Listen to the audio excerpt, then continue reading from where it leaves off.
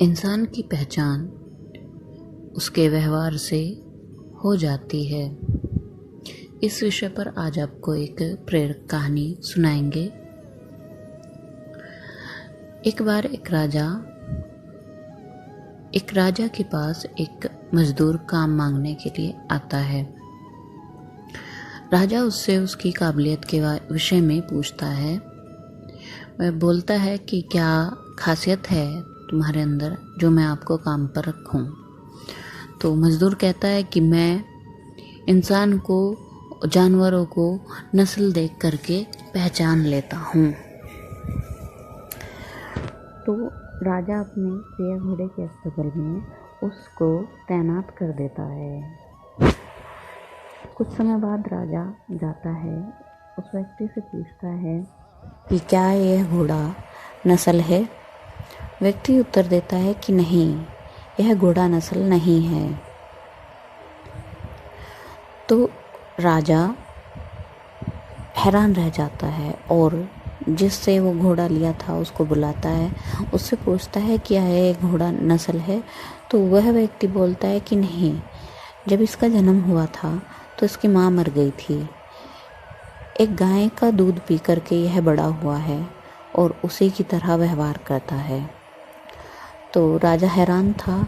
उस व्यक्ति से पूछा, तुमने कैसे पहचाना कि यह नस्ल नहीं है। व्यक्ति बोला, जब यह घास खा रहा था तो यह गाय की तरह घास खा रहा था। सामान्यतः घोड़े सिर उठा करके घास खाते हैं। राजा उसकी काबिलियत से खुश होकर के उसको भेड़, बकरियां और मुर्गे और खाना दे देता है दान में।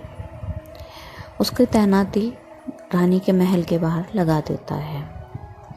कुछ समय बाद रानी के विषय में वह पूछता है। वो कहता है कि रानी खानदानी रानी नहीं है।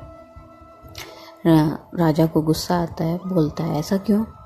तो व्यक्ति उत्तर देता है कि सामान्यतः राजघराने की रानियां बहुत ही प्रेम स्नेह से वार्तालाप करती है दासों के साथ में।